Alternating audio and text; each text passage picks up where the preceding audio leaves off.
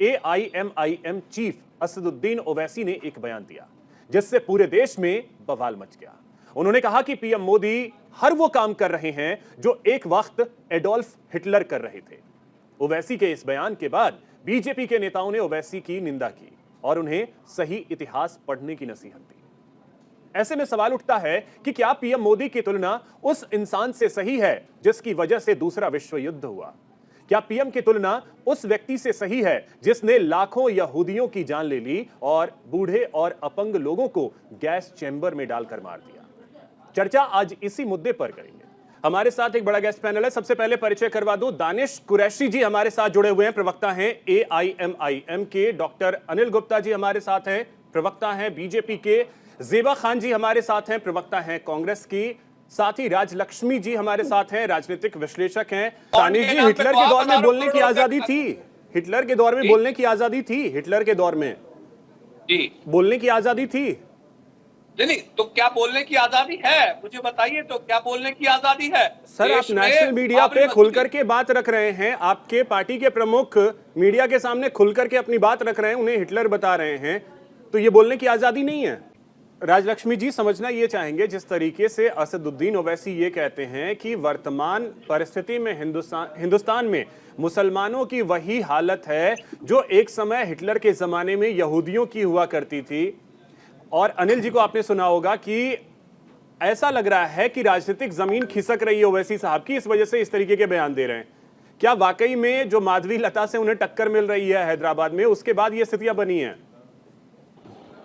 नमस्ते अभिषेक जी, बिल्कुल। देखिए, ये जो कह रहे हैं ना, तो मुझे ऐसा लग रहा है कि उनको ना इतिहास का पता है, ना भी वर्तमान की स्थिति पता है उनको।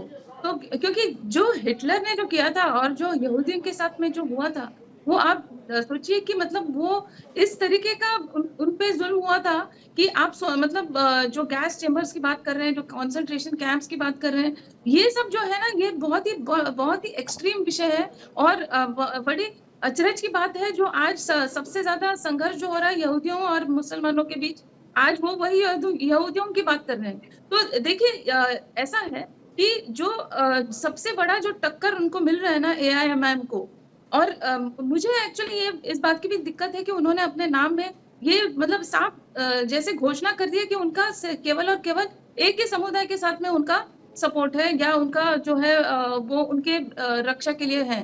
तो मुस्लिम नाम का जो उन्होंने अपने नाम में ही लगा दिया है। तो देखिए, ऐसा है कि अभी देखिए, ऐसा है कि उनको सबसे बड़ा टक्कर जो है ना आज NDA से मिल रहा है। और जैसे आपने कहा कि माधवी लता जी ने जो उनको टक्कर दिया हुआ है हैदराबाद में, और उतना ही नहीं, आपको शायद पता नहीं होगा, अभी जो साउथ बॉम्बे की जो कैंडिडेट है जो यामिनी जाधव जी, आपको पता है कि उन्होंने किसको हराया था 2019 में? उन्होंने भाईकला में वारिस पठान जी को हराया था, जो AIMIM के हैं, जो उनका जो गढ़ था।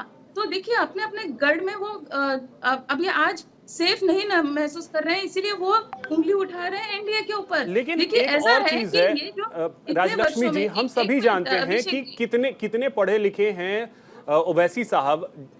वो जब बोलते हैं तो लोग सुनना पसंद करते हैं, लेकिन जब आप इस तरीके की बातें करते हैं, और उसमें उन्होंने एक ये भी कहा है कि वो जो गैस चैम्बर वाली बात है वो तो एक्सट्रीम वाली थी, शुरुआत हुई थी भाषणों से, ऐसे ऐसे शब्दों का प्रयोग होना शुरू हुआ था, तब हुआ था। यानी वो ये मानते हैं कि भविष्य में गैस चैम्बर भी आएगा।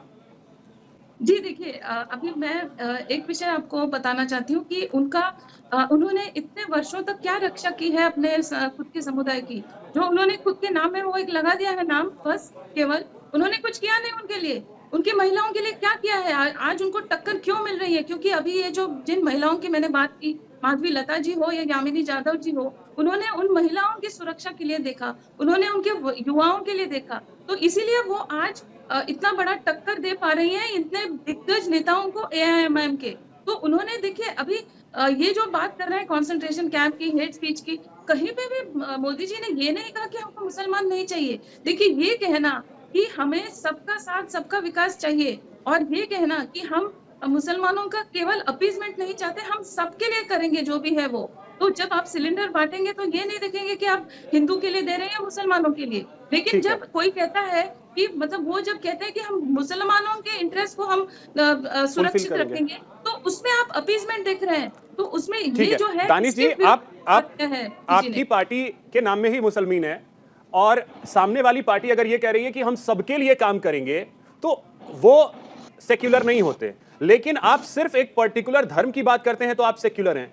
मतलब ये विरोधाभास क्यों?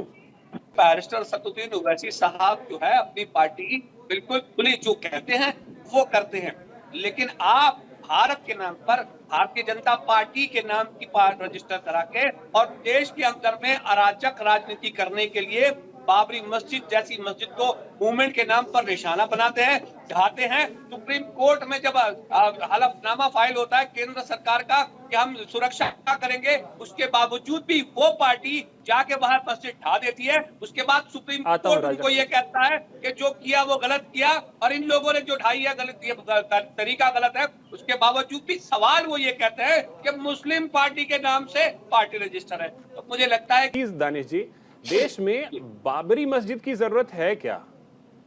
हाँ बिल्कुल है। क्यों? मतलब बाबर कौन था?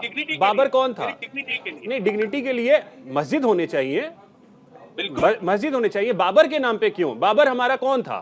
अरे सुनिए, नहीं मैं जरा सा इसको सुनिए, देखिए आपको प्रॉब्लम हो सकता हो। नहीं, मुझे कोई प्रॉब्लम नहीं है।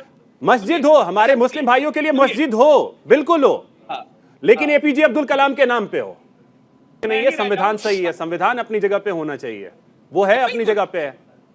कहाँ अपने आस्था के आधार पर फैसला दे दिया गया, कहाँ है बताइए? आस्था के आधार पे कौन सा फैसला दे दिया गया? बाबरी मस्जिद का फैसला मतलब सुप्रीम कोर्ट के फैसले को भी आप लोग नहीं मानेंगे? नहीं, हम कहा, ये तो उसी में कहा गया है ना। देखिए मस्जिद सुनिए, मस्जिद के अंदर में मूर्तियां गैर कानूनी तरीके से ढाई गई, उसको ढाया गया गैर कानूनी तरीके से। सर वो सुप्रीम कोर्ट में सारी चीजें कोर्ट के हमारे काबिल जजों ने देखा है, देश के जजों ने देखा है और उसके बाद फैसला दिया है।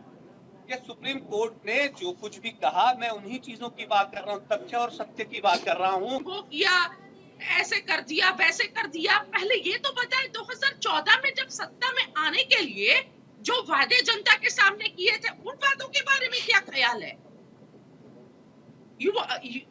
2 करोड़ प्रति वर्ष रोजगार मिलेगा, आय दुगनी होगी किसानों की और इतने सारे महिला सशक्त होंगी, बहुत सारे वादे किए थे। 15 लाख रुपए सभी के अकाउंट में आएंगे, उन वादों का क्या हुआ? और बोल रहे थे ये हो गया। आया था उसमें साथ में एक चीज ये भी आई थी कि मुसलमानों को इबादतगाह के लिए एक अलग जगह दी गई।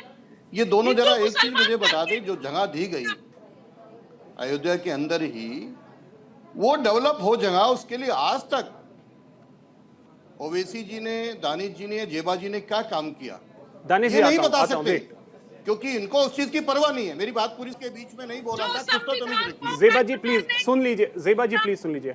ठीक है, राजलक्ष्मी जी बोलिए।